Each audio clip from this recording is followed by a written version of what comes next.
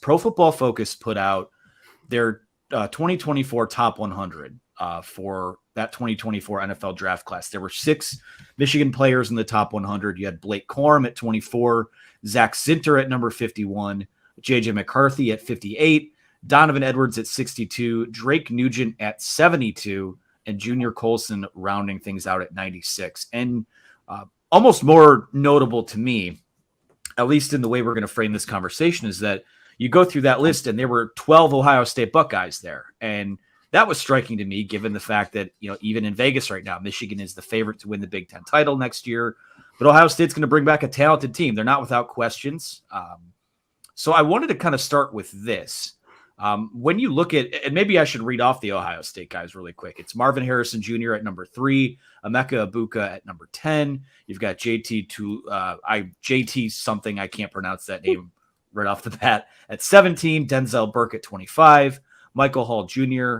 At 40, Trevion Henderson at 44, Jack Sawyer at 46, Donovan Jackson at 48, Tyleik Williams at 50, Josh Proctor at 78, Tommy Eichenberg at 88, and Cade Stover at 94.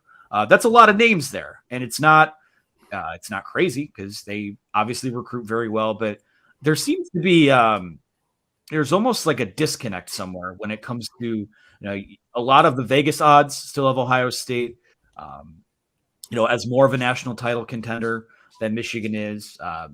All the computers love Ohio State over Michigan still. What am I missing here? Because a lot of these guys have played key roles for the Buckeyes in the last 2 years, and Michigan has kind of walked away somewhat dominantly from both of those games. So what am I? We're a little biased on it, obviously, but I feel like I'm missing something here. Do you guys feel the same way? Yeah, no, somewhat about it. Michigan dominated those 2 ball games, especially in the second halves. So people can say whatever they want to, but here's the thing: it's about matchups a little bit, right? Number one, if you look at what Ohio State accomplished against Georgia, they were a missed field goal away from being a national championship, probably, right? How would Michigan have fared against Georgia, given what they did against TCU? We'll never know, but I think that Ohio State, with its passing attack, was probably a little bit of the kryptonite for Georgia, so they matched up a little bit better against them. And Michigan did an incredible job. Jesse Minter, once again, Ohio State moved pretty well between the 20s, but Michigan mixed it up and kept them out of the end zone. 23 points to hold that team to 23 points, and when it was 10-3, to keep them in the game. That is one of the things that we should be talking about more about that last game. So. But that's what it is. And you know what? It was just like, it was the same thing in the 90s, guys, before you guys were following Michigan football. You know what? They had all the stars, and like Joe Schembechler said, they're going to throw out all those great backs and those great receivers and those great quarterbacks, but we're going to win it as a team. Michigan's had the better team head-to-head against them the last 2 years.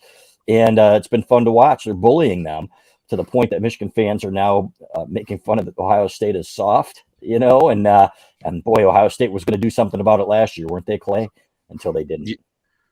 Exactly. I was actually going to bring that up. When you look at all the history here, Ohio State has been the more talented team. There's obviously exceptions, but overall, they've always had the talent. This is going back decades and decades. When Michigan has had their runs in the 90s, in the last couple of years, it's been, a different way that they've won. It's not always with those great quarterbacks or whatever. Now, Michigan had a really good quarterback last year. I think JJ is going to be great in the future, but and Michigan has a ton of talent. You look at the 9 draft picks that led the Big Ten, ranked 3rd in the country, behind Georgia and Alabama. So Michigan has talent, but I don't think you're missing anything here, Anthony. I think Ohio State's going to be really talented. I think they're going to be a really good team again next season. I think they're going to be really tough to beat, and I think they have a strong chance of contending for another national championship. That said, Michigan's got a really talented team as well. I thought, looking at that top 100 list, we can talk about the Michigan guys as well. I thought, was Chris Jenkins on there? I feel like he's a guy that should be on there. He received some feedback during this draft process that he was going to be a top 100 guy. Now, maybe sometimes people are telling you what you want to hear or whatever, and people have different motives with what they're telling you. But to me, Chris Jenkins looks like that type of guy in the future. So I think Michigan, maybe has a couple more guys that could slide into that territory, and that will help the Wolverines as well this fall. But Ohio State going to be really good, and they got great receivers and great players all over the field. But coming to the big house, I think will be no small task. And it's not just NFL draft picks that win games. It's a team. It's the more physical team. The team with the better culture has won the last 2 years, even though Ohio State has had the guy who at the helm at quarterback that went number 2 overall. So I think it's going to be similar this year, and we'll see who comes out on top. A collection of great collegiate talent, guys that's been together for a long time too, can do great things, and we've seen it in every sport, right? We saw it with Quinnipiac in hockey. They had 2 draft picks, 2 NHL draft picks, beating Michigan's collection of talent, handling Michigan's collection of talent. We see it in basketball when they get to that point. Kentucky with all of its freshman 5 stars and stuff like that, so gets beat by veteran teams. Clay and I were there to see one of them in person when St. Peter's took them down. So one of my honorary alma maters. So anyway, it was class what, 91? Something like that. Yeah, it was, it was fun though. We had a great time, as you can imagine, having a beer after Michigan had won and watching that game in person. So looking forward to some more of those days, by the way. But anyway, long story short, yeah, in the 80s, same thing, man. I can go back and tell you Chris Carter. I can go right down the list. Pepper Johnson and some of these guys that were playing for Ohio State that were just incredible. But Michigan, with its no-name defense, as Jim Harbaugh said in 1985, even took care of business. So a lot of fun, guys, to cover a team like that and a team of guys that really cares about each other. But there's also that high-end talent too to help you get over to the next level and compete for national titles.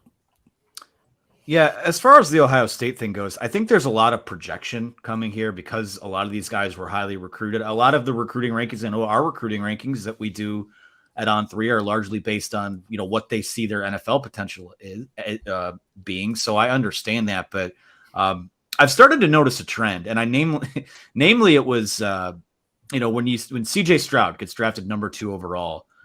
Great highlight tape, but God, I didn't see it. It's like the national media is kind of pulling its blanket over its eyes when it comes to talking about how these guys have played against Michigan the last 2 years. There weren't any Michigan highlights in any of those highlight packages of him. Don't see a ton from a lot of these other guys. And you look at a lot of these guys in the top, in this list of 12 that they have, this is where I think there's a disconnect between Michigan and Ohio State, is that Michigan has done a really good job building a football team last number of years, and Ohio State's building a fantasy football team. I mean, two of their top 3 guys, or their top 2 guys, are wide receivers, and we know that that's not a high value position in the NFL anymore. It's an offense and a program that just kind of churns these guys out. I look in the trenches, a lot of these guys that are ranked so high. Michigan's offensive and defensive lines have, I'm not going to pull punches here, have kind of bashed their brains in the last 2 games, and I expect it to happen again. So, for Michigan, I don't think this gap, people will probably look at this list and think, oh, wow, like maybe there is a bit of a talent gap there. I really don't think there is. I think there's a lot of projection going on because a lot of these guys were higher recruited than some of these guys that will be stars for Michigan. I mean, Chris Jenkins, like Clayton said, I think he has a really good shot to be a top 100 pick. Josiah Stewart, someone who's not on this list at all, but PFF has been high on in the past. I think that's a guy who could be a second or third round pick. Jalen Harrell, Drake Nugent was a guy that popped up on their list. Rod Moore, and now not all these guys are going to declare. JJ McCarthy is the second or third ranked guy on PFF's list, but he could be there for a senior year, and the same goes with the Ohio State guys too. I mean, a lot of those guys on that list are juniors, but I kind of wanted to spin it into this and more of a state of the rivalry thing, because it was also a talking point on our message board, the Fort, earlier today, that is the tide kind of turning here? Now, obviously, the last 2 years have been things have swung in Michigan's direction in a big way, where it matters: winning the game, winning Big Ten championships, getting to the college football playoff. I want to pose this question to you guys, because it's almost, someone brought this up. I forget who it was, but if Ohio State wins this game this year, then all of a sudden they have the game at home next year, and they can kind of say that, oh, those 2 years were a fluke.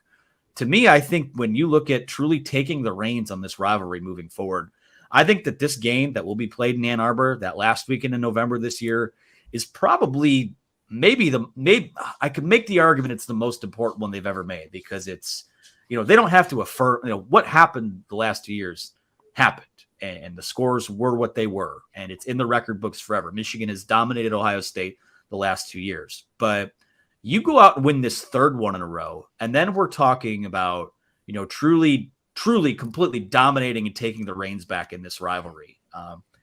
You're talking about if that happens, Ohio State goes into 2024 not having beat Michigan in 5 seasons.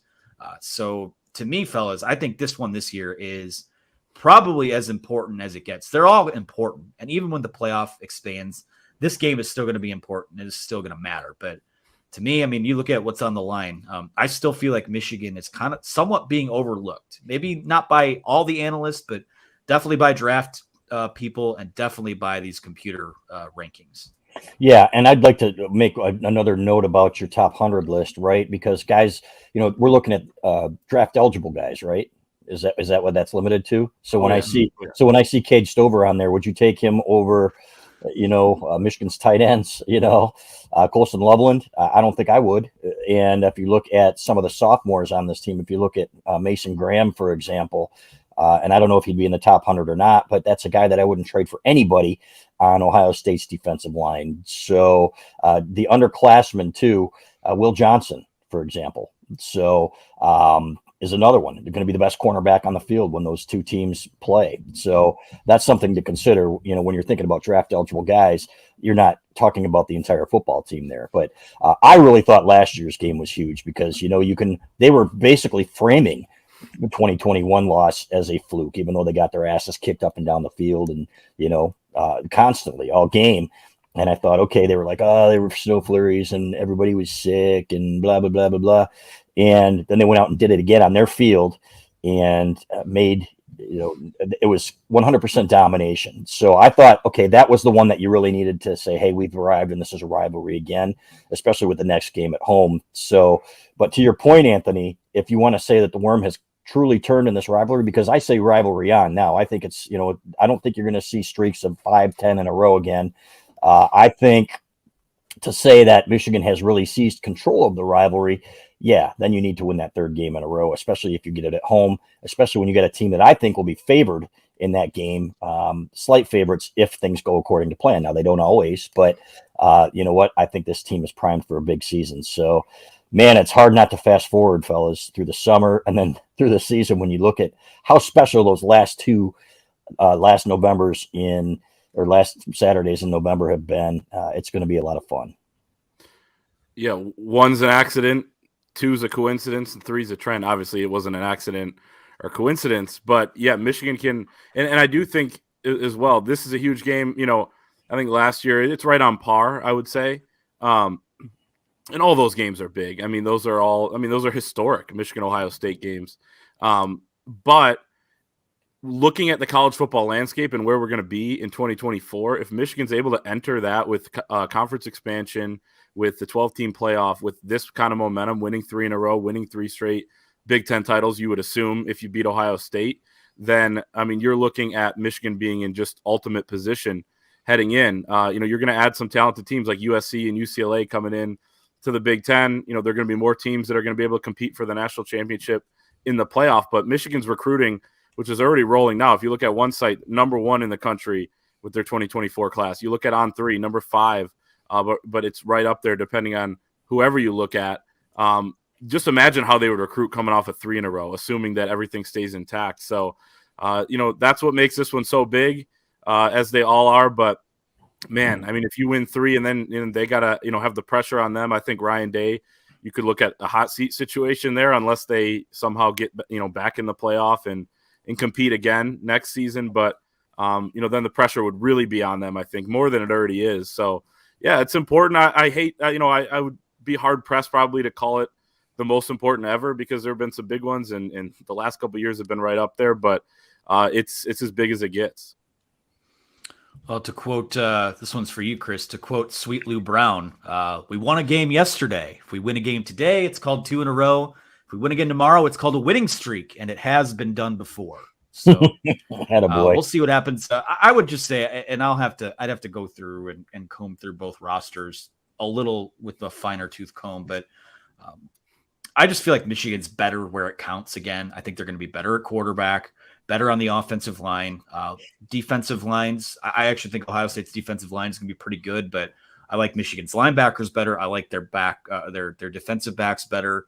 And we know how important special teams have been for the Wolverines as well. So we'll see what happens. Just a little food for thought here